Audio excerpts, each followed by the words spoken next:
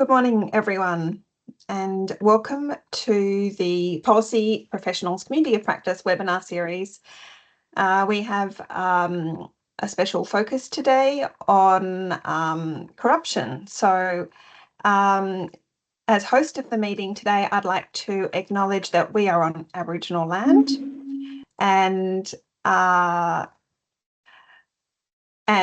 I'm on Gadigal land here, and wherever you may be joining us from, I recognise this as Aboriginal land and the important contribution Aboriginal people make economically, socially and environmentally.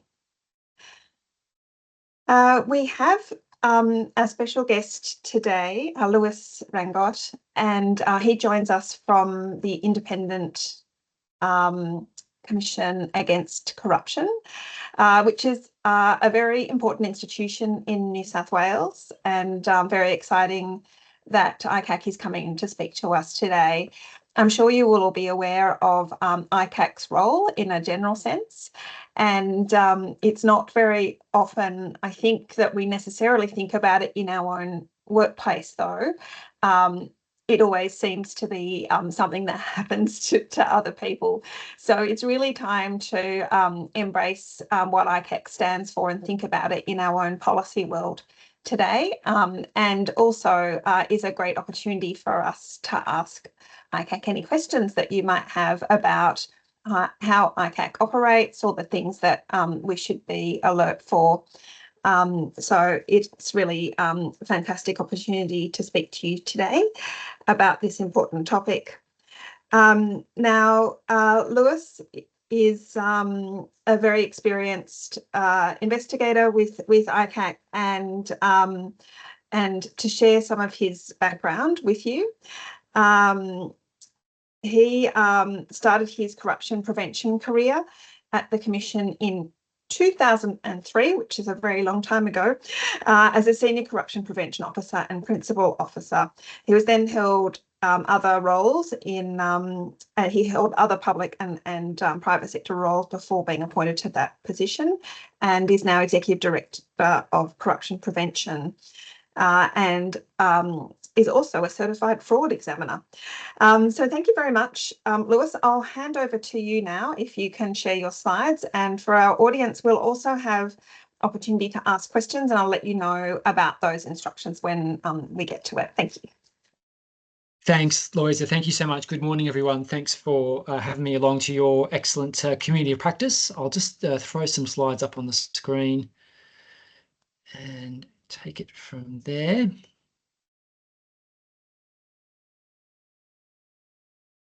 Excellent. Yes. So thank you for that introduction. Really happy to be here. The one sort of logical place to start is this little representation, which is not really drawn to scale, but it really makes the sort of essential point that what we do at the ICAC in terms of investigating and preventing corruption, it's just a small subspecies of all of the different types of sort of wrongful behaviour. So if you sort of think of all the things that you see in your career that are a little bit unethical, a subset of those would also be illegal, some would be criminal, and this idea of corrupt conduct, which is sort of seen as sort of pink colour here, is just a subset of that. And so really, here in New South Wales, we've got a very clean public sector, especially compared with some overseas jurisdictions, and the ICAC is a relatively small, but as Louisa mentioned, an important institution trying to keep the public sector clean. You can imagine, I suppose, an even bigger circle sitting around all of these, and you might call that circle sort of slightly less than perfect policy. And we see that all the time. Policies don't quite go the way we plan, and in fact, the exception sometimes is when you design a policy and it is implemented perfectly and it goes perfectly and there's no lumps and bumps at all, and that's probably the rare situation. So really the stuff that we're focused on at the ICAC is very much the exception. But I want to make this just sort of general point that there's plenty of things in this world that are questionable or unethical or not perfect, but they're not necessarily corrupt. But there's sometimes a little bit of a relationship between the two. So this, I think, is a statement of the complete obvious, but we get lots and lots of complaints about corruption and they're from people who complain about government policy. And so we get complaints about people who think that taxes are too high and therefore it must be corrupt, or we get complaints that a particular sector is being underfunded and that must be corrupt. And so we get lots of people who just can't bring themselves to agree that the policy of the day created by the government or the bureaucracy isn't to their taste, and therefore in their head they compute ... therefore it must be corrupt. But it's never corrupt. It's just a disagreement about policy. So we never investigate those. We always sort of put those to one side. Where we do find a bit of corruption is more likely to be in the implementation and the enforcement of policy. So if you go through a subset of our reports, you'll find that a lot of them are about procurement, which is how policy gets implemented, or they're about the way that local councils regulate DAs, for instance. And so that's an enforcement and an implementation issue. So that's where the vast majority of our investigations sort of take place. It's that implementation and enforcement end. The next point there is obviously it's not to say that the policy people, like all of you, are a better class of human being. You're a better class of public official. You're all obviously very decent people, but it's better described by this idea that, of course, corruption is a function of the character of the corrupt people. But more often than not, we find, especially in a jurisdiction like New South Wales, corruption is driven by this sort of combination of opportunity and motive. And if you're a policymaker, a policy writer, generally people don't sort of think multiple steps ahead to execution phase and plan a 12-step corrupt scheme. Most of the time, the idea, the motive for doing something corrupt only happens at the point where the policy has been written, the policy parameters have been set, and then you're in execution phase. And people generally don't think all that many steps ahead to come up with their corrupt scheme. So the opportunity really doesn't arise until that the money's leaving your bank account, for instance, and going into some other person's bank account, or the execution of the enforcement style of things. To give you a quick example, we did a relatively recent case, which we called Operation Hector. And Operation Hector involved some corrupt payments in the subcontracting phase of a policy program called the Transport Access Program. The Transport Access Program was a completely noble and well thought out policy to upgrade railway stations across Sydney. And among other things, it was to create better facilities for disabled commuters. So there were things like ramps and escalators and elevators being put in. So great policy idea. The people that we found to be corrupt weren't thinking about this at all when the TAP program was being devised. They only came up with their corrupt scheme when the contracts were being handed out, sort of down at execution phase.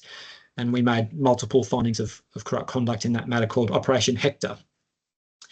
And so really it tells us that the closer you get to a transaction, is the area where you're more likely to get situations where you confer a benefit or a disadvantage on someone. So this term public policy is a little bit elastic, but obviously you can think of the continuum between designing big P policy that affects large group of people. So will we or won't we have a payroll tax, for instance?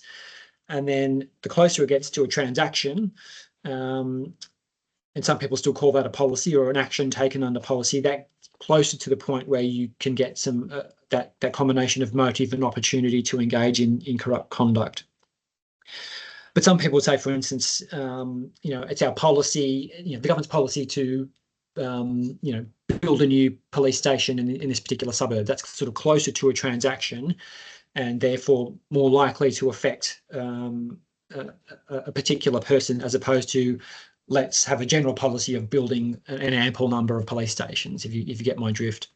So some of the examples on that last dot point there, where there are transactions that have gone to cabinet, for instance, where we've found corrupt conduct. We did a job many years ago called Operation Credo. This was a matter involving the Obeid family. I'm sure you're aware that we've done a number of investigations into Mr Obeid, former Minister of the State.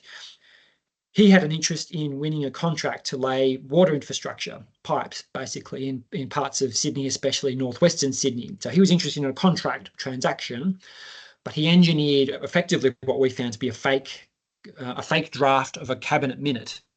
They did actually almost get all the way to cabinet, but stopped at sort of the last minute, and the cabinet minute was going to confer effectively this contractual right on the company that he had a hidden interest in to win these infrastructure rights. And so these transactional type policy matters can get themselves up into big P policy land. So we found that was corrupt. He had a hidden interest in that, and he and others misused their public office to try and gain these infrastructure contracts.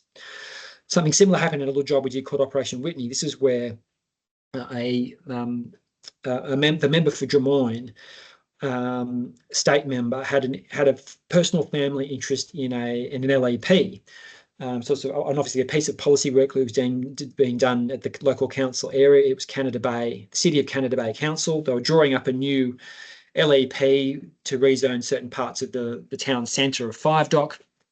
The members' family had a ownership of a property that was kind of on the boundary of the town centre, and he was advocating to effectively to have his property included with this boundary, which would have created some economic benefits for him.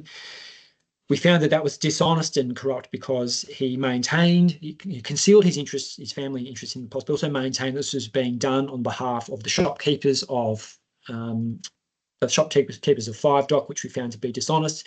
All along, he was not advocating for the shopkeepers of Five Dock, which was arguably or unarguably within his remit of his responsibilities as the local member, but rather he was doing it in his own hidden interests.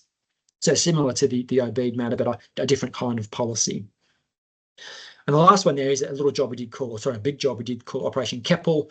This involved the former member for Wagga Wagga, who at various points in time was doing kind of the same thing. He had hidden personal commercial interests in the outcomes of certain matters, but was advocating as a member of parliament, and sort of had his personal interest cloaked in this idea of him representing the community or representing the interests of the people he purported to represent, but he's actually representing himself and concealed that. So effectively an abuse of a conflict of interest. And I put those three there together because they make a nice little trifecta.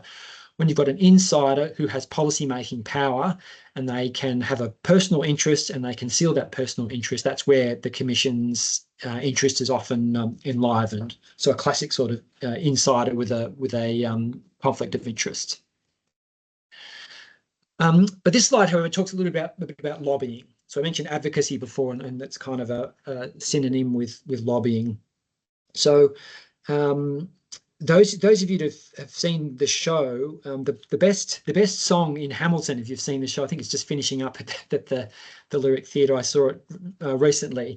This is a fabulous song called "The Room Where It Happens," and it's all about this episode in American history in 1790 where Alexander Hamilton and it's Madison and Jefferson get together in a room, and the song goes, and the Wikipedia entry also goes, that they lock themselves in this room, and out of those discussions they form a compromise, and Madison and Jefferson get to what they want, which is to place the capital of the new republic in Washington, D.C. in the South.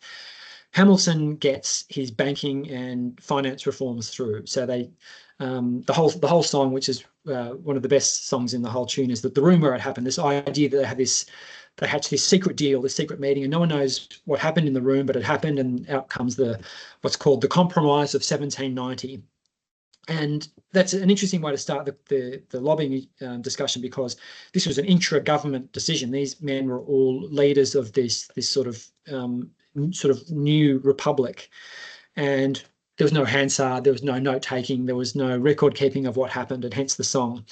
And that sort of leads to that picture on the left hand side of this slide, this analysis of lobbying that we did.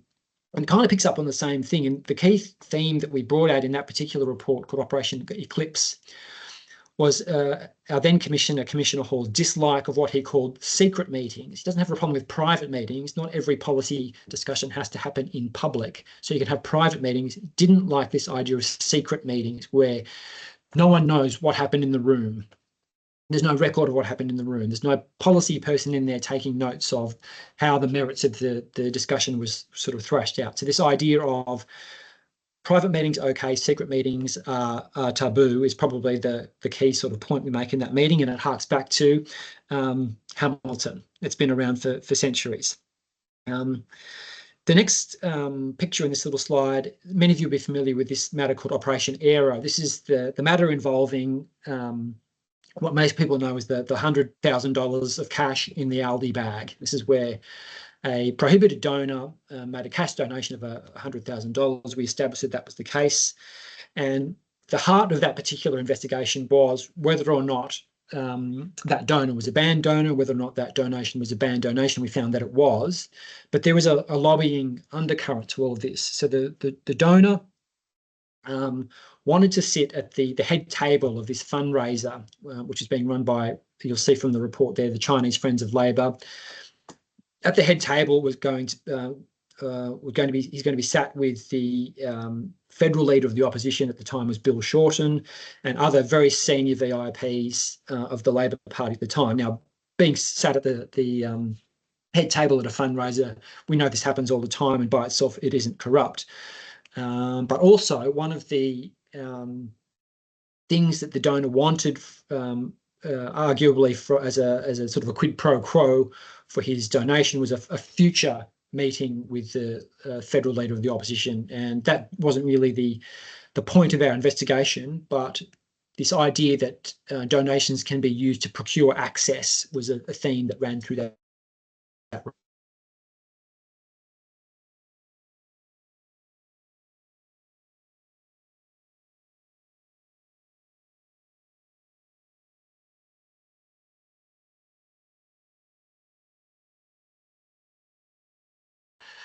Political party is that they are not a public official, and so payments made to those people don't fall within our jurisdiction. However, that person's obviously very influential. So the people in this world who are highly influential can be, I suppose, paid funds, and they become targets of lobbying activities, even though they're not public officials. So that's the Operation Aero you'll see in the middle there. And the last one is this Operation Keppel that I mentioned before. The member for Wagga Wagga, Darryl Maguire. If you read that volume 1 of the report, you'll see plenty of examples where he talks about being a door opener. He talks about linking his personal interests to very important people, including former premiers. And he uses his insider status to try to secure favourable outcomes, favourable appointments for the people he's trying to secure a fee from. So again, same sort of theme as before, an insider with a financial stake in the outcome, but it's a hidden financial stake. And so when lobbying has that characteristic, it starts to look very dangerous. So that's a quick slide on some lobbying angles. So the other what I wanted to mention just briefly, obviously a lot of policies are carried out via grants programs. It's an effective way to secure lots of good outcomes. Again, Peter Hall, our former commissioner, wanted to explore whether or not pork barrelling, which is obviously sometimes associated with grants, could ever amount to corrupt conduct. And we found that it can in certain circumstances. So we found that some of the things that you are potentially associated with grants programs or pork barrelling are potentially in our jurisdiction. So some of these things include forcing or obliging a public servant to act dishonestly. So forcing a public servant to say that something has merit when it doesn't. Pushing through a grants program when it's contrary to the stated, and sometimes it's a statutory public purpose of the grants program. We see this from time to time. An opposition or a government might promise to do X. They're elected, and then in carrying out X, it requires a grant of monies. But if that grant of monies, A, hasn't been properly appropriated, or B, doesn't fit legally within the grants program they're using to carry out the policy, you've got a legal problem. So, of course, it's the job of public servants to try and carry out the policy wishes of the government of the day, but you can't do it by breaking the law. And if it's done by breaking the law, potentially pork barrelling, or I suppose misguided policy promises, can leak over into corrupt conduct. But the other point worth making here is that politicians are not obliged to always follow the technical advice that they're given by the public service or folks like you on the call today, so they don't have to follow your policy advice, which you all know. But when we see this situation where a politician keeps sending back memos or directions or whatever it is, fishing around for the advice they want to hear the most, and that's forcing a public servant to say something that they know is not true, that leaks into dishonesty, which is a bit of a problem. We also found in that particular report that it's perfectly okay for this idea of the public interest to be multifaceted. So a politician can take a big swing at a big idea, and bureaucrats can do this too. A highly risky idea, as long as they think in their heart, I suppose, that this is in the public interest, that's not going to it potentially will generate complaints about corrupt conduct. It won't be corrupt conduct. So things like, will we build the Opera House on that piece of land out near Bennelong Point? At the time, was a big policy swing. Lots of technical bureaucrats probably said that's a really bad idea, but no one regrets the decision now, of course. So that's really telling us that this conception of the public interest can be multifaceted, can be subjective, and it's okay to take big political risks and not fall foul of the ICAC. We also said in that report that politicians have a legitimate interest in being elected and re-elected. The whole system would be turned on its head if that wasn't part of their thinking.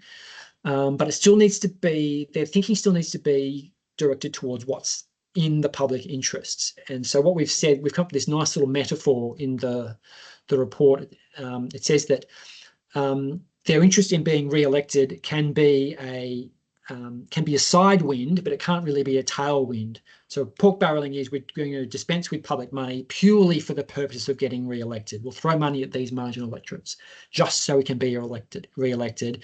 That's a tailwind. So we say that's potentially in our jurisdiction. But if it's a side wind, so that the public interest comes first, and we hope as a side or collateral benefit that the electors will find this really compelling and keep voting for us, that's a side win, and that's perfectly okay. So that's not a bad sort of metaphor to keep in your head. And a lot of that's embodied in this up-to-date grants administration guide, which I'm guessing some of you perhaps worked on or used, and that's a good up-to-date guide on sort of grants administration, which works really well. So just moving on, there's a couple of reports here that talk about some slightly problematic structural arrangements. And sometimes you have to be careful about saying that a particular arrangement led inexorably to corrupt conduct. But sometimes we find that these imperfections are part of I suppose, the preconditions. So this matter on the left here is a job called Operation Avon. This is an examination of the water industry. Now, for clarity, we did not make any corrupt conduct findings in Operation Avon, but we did find a few interesting things. We found that the water bureaucracies at various times through recent history in New South Wales have been suffering through a lot of machinery of government changes, and I know that this is something that your group has discussed in the past, but they had a lot. So much so that people can barely remember what was the name of the water bureaucracy at various points in time. I certainly can't. We also found that they had an interesting sort of policy recipe. They had what they called a triple bottom line approach to managing water. And this was in the legislation. So obviously the triple bottom line was environment, economics, and social impacts. But we found that that policy idea wasn't particularly well executed. We found there was a high focus on the economic prong, and at the time we found we chose not to use the expression policy capture or regulatory capture, but we found that the policy behaviours, if not the policy settings, were directed towards the interests of the irrigator lobby. And there's probably nothing wrong with that if that's your policy. That wasn't really the policy. The state policy was, it's a triple bottom line. They'd signed up to federal government policy initiatives and legislation that was designed to protect the environment. So out of one side of the face, they were saying, yes, we'll do these things. But out of the other side of their face, it was, we need to be pro-irrigator. And so there was a sort of a structural problem, and also a sort of a lack of a failure to implement this triple bottom line policy in the way that the policymakers had intended. The other sort of structural finding we made there was that we found that policy work was blended in with enforcement work. So as part of the responsibilities of the department at the time is that they were supposed to take regulatory action against irrigators who were pumping out beyond the terms of their license. So using the wrong size pump, or pumping when they shouldn't have been pumping, or pumping when the water level of the river was too low. And because they had this pro-irrigator policy stance, maybe that was small p policy, not big P policy, they were sort of turning a blind eye to the enforcement requirements, which we found was a lack of a structural problem. And they fixed that problem. There's a new organisation called NRA, the Natural Resource Allocation Regulator, I think the acronym is. And so they've got some independence from the other parts of the organisation now, and this structural fix has led to some better outcomes around on that enforcement side of things. So blending policy with enforcement sometimes doesn't work too well at all. On the other hand, however, if you look at this middle one, the Robodebt report, and I'm sure many of you have had discussions about this, I won't go into all the detail. One of the criticisms of Robodebt was that the policy-making officials and the policy implementation officials hadn't had a good chance to speak with each other when the policy was being formulated. So it was a situation of policymakers hand the policy over to the implementers and say, here it is, go and implement this. So lack of consideration of the on-the-ground practicalities of the policy. It was one of the criticisms, one of the many criticisms set out in that report. One of the other sort of policy failings there, I think, and there are many, was that this was ironically a fraud-driven scheme. It was designed to tackle what was thought to be fraudulent overclaiming of social security payments. But one of the things I think they failed to do was do the math on the baseline of how much fraud is there that we're expecting to catch. And I think there was some policy work done, and this idea that everyone on social security, everyone receiving any sort of government welfare was some sort of a fraudster. I'm exaggerating that point for a bit of effect, but the policy setting was set around, there's lots and lots of fraud out there, let's go catch all the fraudsters, but they hadn't quite done the maths correctly. And if they done that, they would have found that the volume of real fraud in typical welfare systems was much, much lower. And so that arguably bred a misdirected sort of implementation focus. The other factor that came out of Robodebt, and I think this is one of the key findings, is that as the policy continued to be rolled out and the evidence started to mount that it wasn't working, it was having unintended consequences, including, as we now know from reading the report, people very unfortunately taking their own life or harming themselves. They didn't reset the policy settings quick enough. So they cemented themselves into this policy position, started to see signs of policy failure, and didn't change. They stuck to it.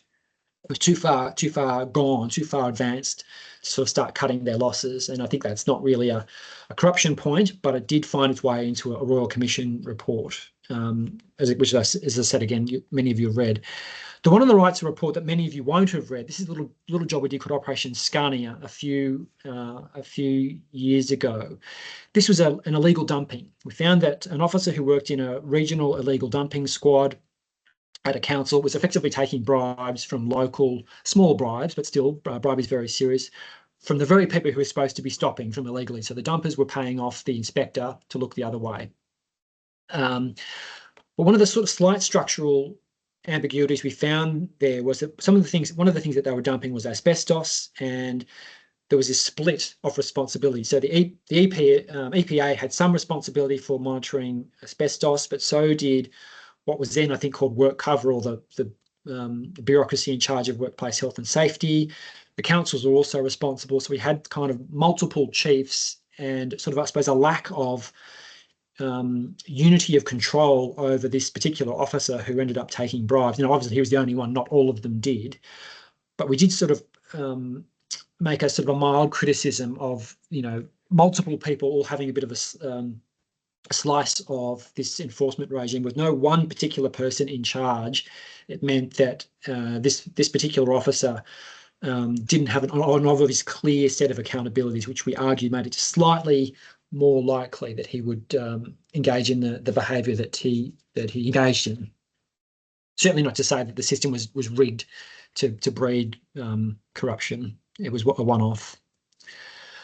So I'm just moving along. I think I probably need to start winding up fairly soon. We've put out this little publication, if you can see the fine print, in December 2021 on do's and don'ts in dealing with consultants. And obviously, as part of the policy formulation process, it's reasonably normal to get some external advice. We made a few interesting findings in that little report. It's actually very short. It's only about a 6-pager.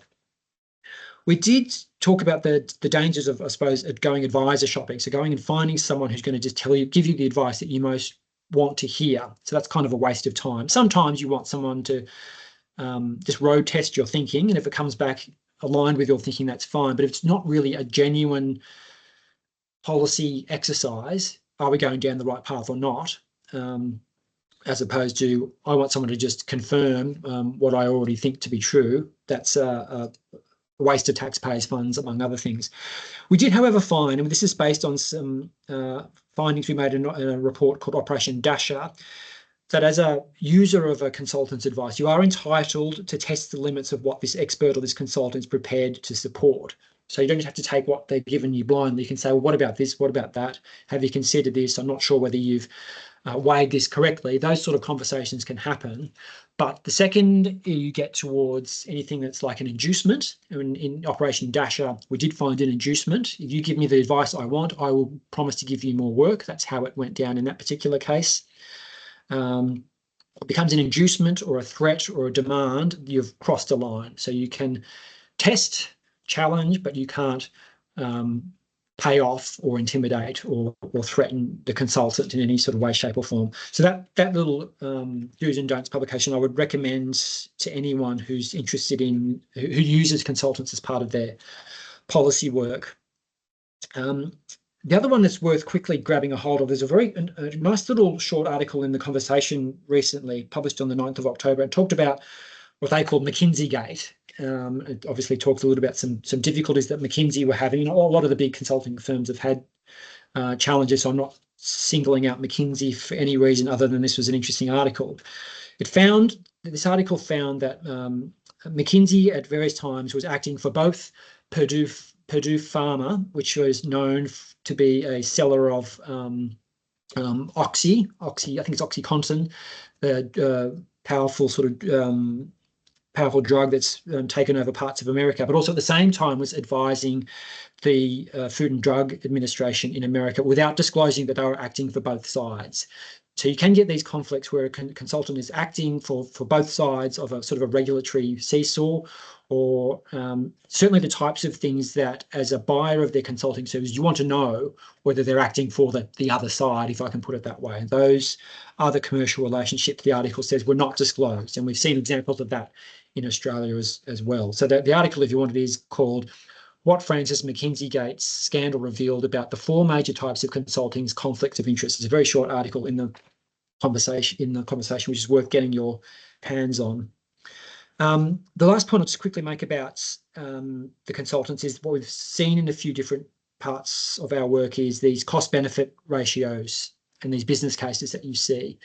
So when you either do your own cost-benefit analysis or you hire a consultant to do your business case for you, it's going to come out positive, right? You're not going to put forward a consultant's report that says, don't do this. This is a terrible idea if you're the proponent. So we put pretty low weighting on these proponent-driven business cases, the proponent-driven cost-benefit analyses. And we saw in Operation Keppel, which involved some grant programs, some pretty sort of creative use of these cost-benefit analyses. At one point in time, there was a grant program that we eventually found to involve some corrupt conduct. The cost-benefit analysis started at very favourable. Then a more independent analysis put it at below 1 to 1, and then a bit more pressure was applied, and it went just above 1 to 1, which made the policy idea a bit more viable. So more of an art than a science. And so I'm sure you've probably discussed these in previous iterations of your group, and so certainly an area that's on our radar. I'll probably just skip over these slides very quickly. That's our standard definition of what a conflict of interest is. I really try to make this very quick point. Just having a personal policy position in a particular matter isn't the type of thing that we say gives rise to a conflict of interest. It can be a source of bias. So say, for instance, you really like a particular type of energy production. Let's just say you're really interested in nuclear power and you think that's fantastic and you're advocating very strongly for nuclear power. That's not a personal interest, that's your policy position. And we couldn't, every time someone had a policy position, we labelled it as a conflict of interest. Thousands and thousands of people, just about everyone, would be conflicted out of matters. So it only really trickles over into a conflict of interest when a person stands to gain themselves or someone closely associated stands to gain or lose from having that policy carried out. So that's the line when it becomes you've got a personal stake in it as opposed to a policy position. So if you've got a particular firm policy position on X, Y, or Z, sure, it can be a source of bias. That might not be good for your policy making, but it's not the type of thing that would amount to a conflict of interest just by itself. So I think I might just about wrap up there. That's just some of the indicia that we use when we're determining whether a personal connection gives rise to a conflict. It's the nature, the intensity, and the duration. Again, that comes from the Keppel report. I think this second last slide, sorry, is just a little brief discussion of the KPIs and incentives. This article is kind of relatively famous. It's famous for its title more than anything now. On the folly of rewarding A by hoping for B, I'm sure you get the sentiment straight away. You must have discussed this in your community of practice before. We see this a lot of the time where a silly looking KPI, a silly looking incentive can lead to bad policy execution. Every now and then it leaks over into dishonesty, which brings things into our jurisdiction. So one example, there's hundreds of examples. One quick example would be, you've all must have discussed this, NAPLAN tests. NAPLAN tests, it's argued, incentivize teachers to teach to the test as opposed to teaching the syllabus to the best way they can. And so instead of teaching good English, they teach their students how to pass the English NAPLAN test and get the highest possible mark. Now, that's not corrupt. That's just clumsy policy outcomes. But were a teacher to go that one step further and, for instance, start providing their students with the answers to the questions or deliberately mismarking examinations, or one anecdote I heard was somehow persuading the dumb kids not to show up on the day the test is being taught, that's leaking over into dishonesty. So that brings it more into sort of ICAC's jurisdiction. I think you can think of many, many examples where a little bit of dishonesty could creep into a badly constructed KPI system, hence the title of that article. It's 30 years old now, but it's worth getting a hold of, but there's plenty of others. In fact, there was even a short article in The Economist last week. If you get The Economist, on the 12th of October, there was a great little article which is called The Jellic Night of Incentives, and it goes into a little bit of detail about these clumsy KPIs that we see from time to time. So I probably now just about outstayed my welcome. So that last slide there is my contact details. Very happy to get a call or an email from anyone on the call today to discuss these things. And I think I'll put myself back in Louise's hands. Thank you. So we've got time for some questions now, which is great. So for our audience, please type your question into the chat, and then I'll get you to come on and turn your camera on and introduce yourself and then ask a question. While you're having a think about the questions you'd like to ask, I have one for you. You said earlier that corrupt schemes often don't arise until implementation. Given most of us work in the policy space, is there anything that we can do in advance to safeguard our policies from this this event that may happen down the track? Yeah, I think if you asked 99% of people that work in my field, that the anti-corruption world, 99% of people would say you should go off and do a fraud and corruption risk assessment at the start of the process. And I suppose I'm contractually bound to sort of say that. There's a big problem with that idea though, because I reckon if you talk to a WHS person, they'd say you have to do a WHS risk assessment at the start of every policy process. And a legal person would say you have to do a legal risk assessment at the start of every process. So I think it's kind of dumb to do a bunch of little guild-specific risk assessments. You should have at least somewhere in the back of your mind.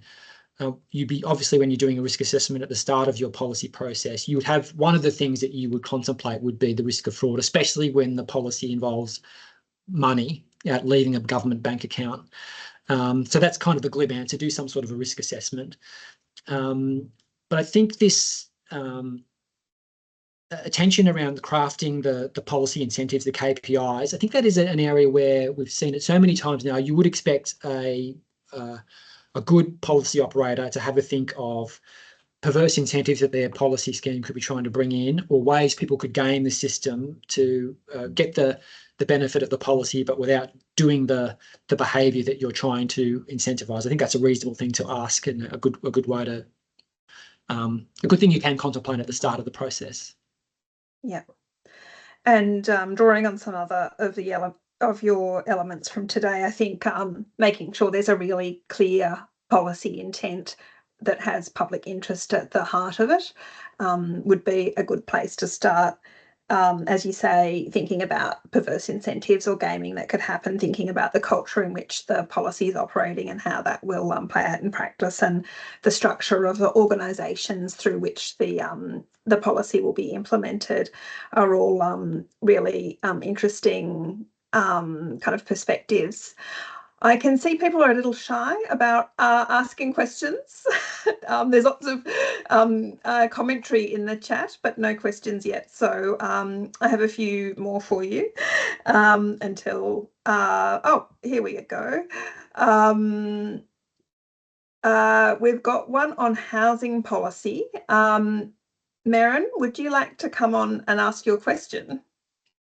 Here we go. Here are all the questions. Hi. So we'll start with Merrin. Hi, thanks, Lewis. Really, really interesting stuff that you're working with. You just got me thinking. I mean, housing policy, you know, it's in the news every day about they should be doing more, or they should be doing this and that. And it's very well known that, you know, most of the politicians own or even government elected people own, you know, investment properties. What would tip one of them into sort of a dangerous area or fraud or murky waters or raise suspicion when they are required to implement housing policies and not to benefit themselves? Really good question. So I think the answer to that is, if as the politician or even the bureaucrat, you're one of a very broad class of people that might benefit from that policy, you don't really have a conflict. So the tax is the obvious one. Everyone pays tax, and if everyone was conflicted out, no one would ever be able to work on tax policy. So if you're part of a very broad class of people, property owners, taxpayers, people who care about free speech, we would never expect that person to disclose a conflict of interest.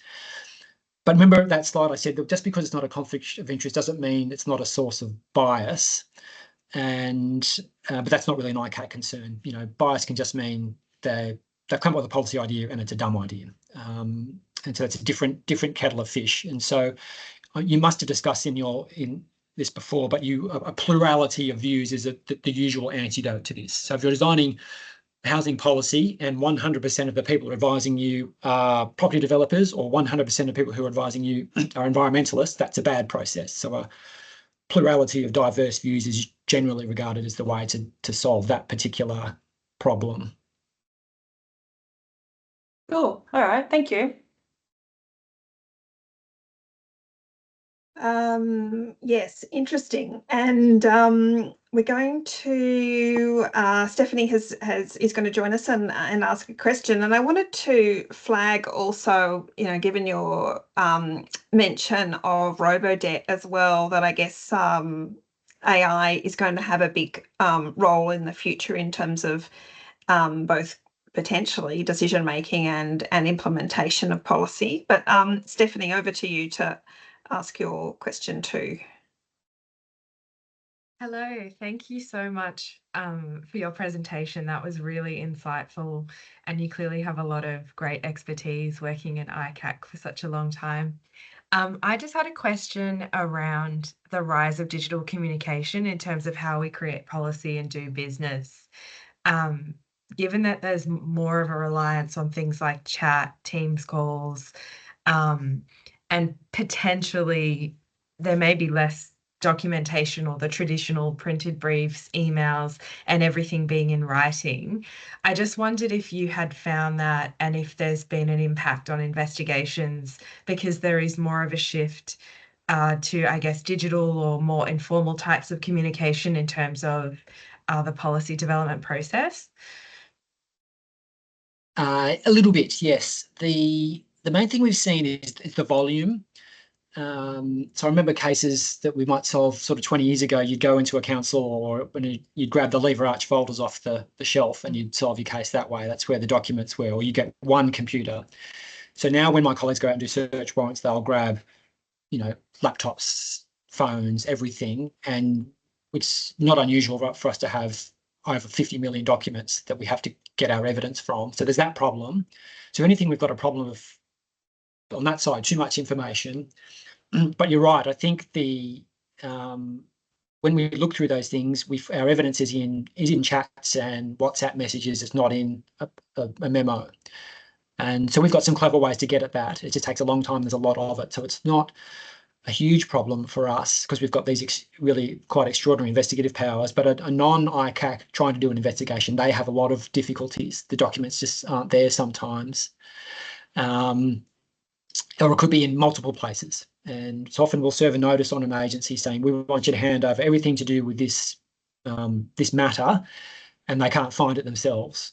That's a bit of a problem we're finding. So sometimes we'll have found it in the bowels of some WhatsApp chat because we've got really good computer forensics software, but they can't find the document themselves. So that is, I think I agree with you. It's a problem. It's shocking. Sometimes they're somewhere, but who knows where.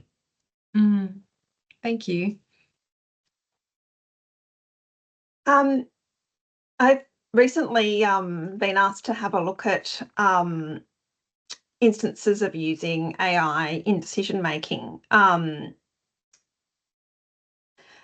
AI can probably go two ways. In some ways, it could be used as a corruption prevention tool because if the rules can be set, in a fairly kind of clear and transparent way and then imported into the decision making, then that avoids some of the potential issues about, schemes for personal gain or conflicts of interest that are not intended to be covered.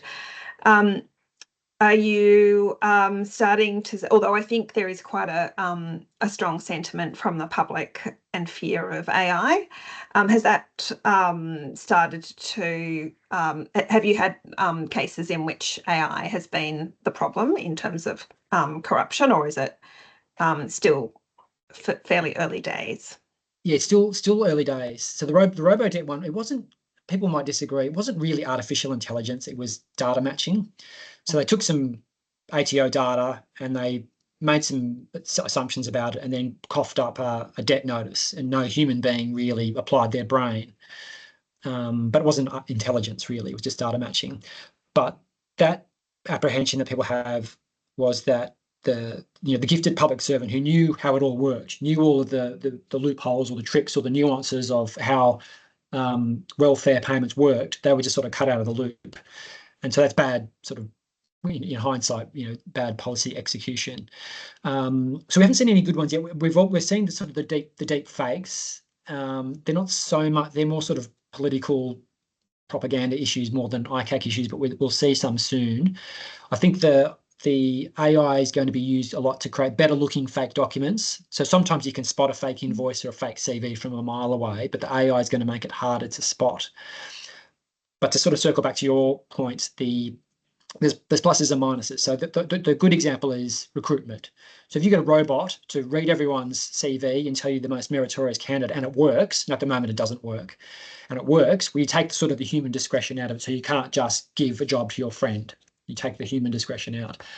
But on the other side, we're obviously seeing plenty of people who use ChatGPT to embellish their CV. So it's probably okay to use ChatGPT to fix up your prose a little bit. But if you say to ChatGPT, design a CV that's going to maximize my chances of getting this job, and it makes up fake qualifications, that's a big problem. That's absolutely corrupt conduct. So your initial point of there's some positives and negatives is the right way to think at the moment, I think. Thanks. I'll keep working on that. Then, Cameron, would you like to come on and ask your question? Hi, yes, thank you. So there's types of wrongdoing, especially like defined in the Public Interest Disclosures Act, that are not corrupt conduct. But if there is one of those types of wrongdoing, like maladministration or serious and substantial waste of public money or something like that, and then a public official, so as to, I guess, get the benefit of a less stressful job, or keeping their job, or not facing accountability for those issues, engages in dishonest activity, could that end up coming into your jurisdiction and being the kind of thing that ICAC would investigate? I think technically, yes. There's a seriousness, we call it a seriousness test, I suppose, if you like. So we can't make corrupt conduct findings unless we're satisfied that it's serious. So it's an individual bureaucrat who's taking the piss. Can I put it that way? Am I allowed to say taking the piss? I just did. That's probably not serious enough, and probably wouldn't warrant using our powers. And so we'd probably refer that back to the agency for them to solve. But technically, anything that's dishonest, and we can prove it's dishonest, it sort of meets the definition of corrupt conduct, absent that seriousness bit. And it kind of needs to be serious enough to sort of either be tantamount to a criminal offence, a disciplinary offence, or a sackable offence. So it'd have to be at least that bad. But even then, we don't switch on our powers if we think the agency where that person might be employed can deal with it themselves. So I think that's a long-winded way of saying technically yes, but probably not in reality. Okay, cool. So would it vary based? So somebody taking the piss, no, but somebody deleting records or giving directions to people to not do particular things because that would produce information that might get them in trouble, that kind of thing.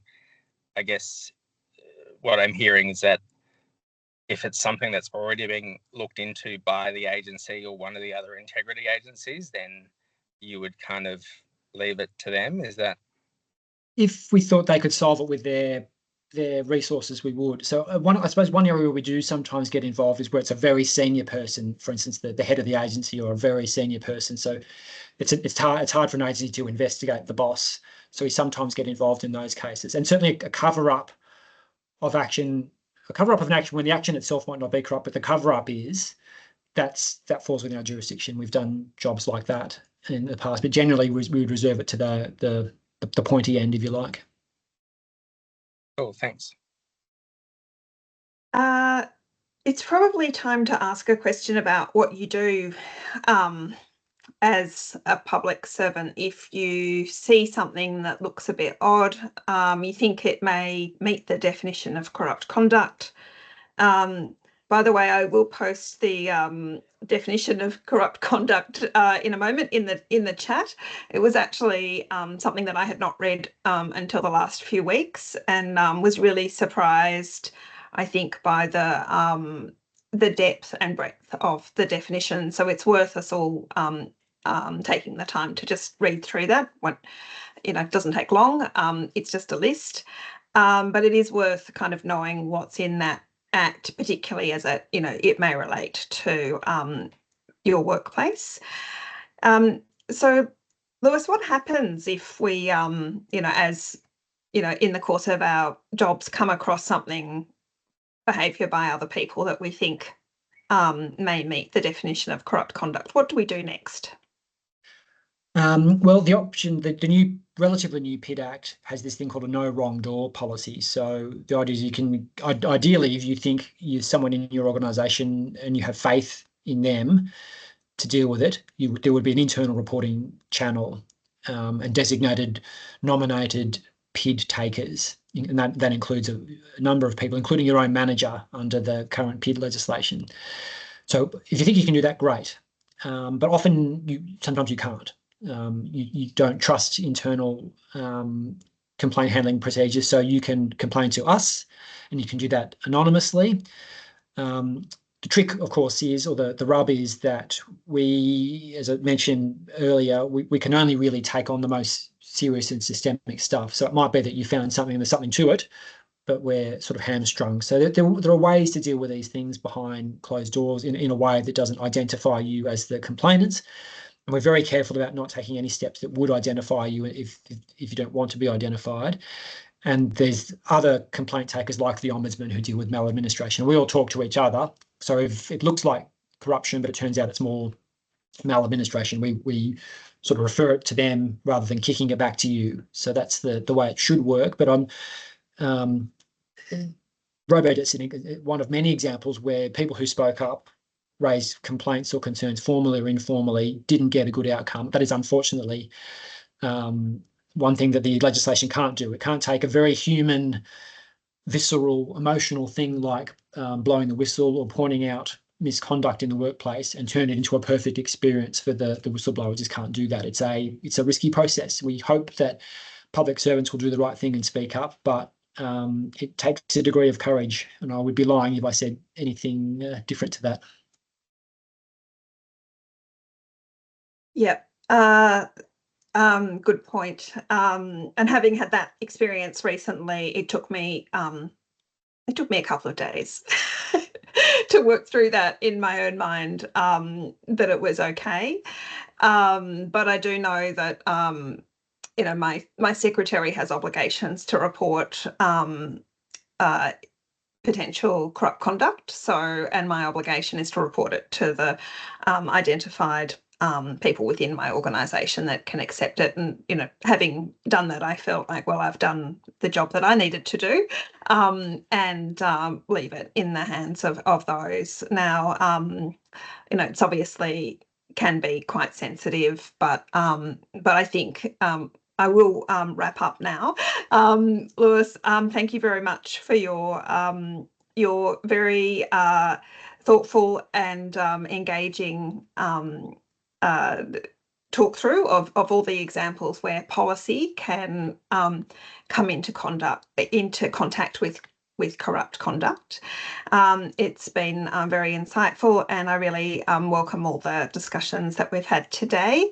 I can see that there's lots of interest in this topic, and I think you've given us some language in which to explore it further, which is often the kind of challenge when we're operating in areas that are kind of outside our kind of core responsibility. So thank you very much for doing that. And our audience, thank you for your interest and enthusiasm in policy as well. We have a great webinar coming up in November, talking about the financial aspects of making a cabinet submission, which will be particularly important as we head into the next budget cycle. So very excited about that in combination with the Finance Committee of Practice as well. So look forward to seeing you then. Thank you very much.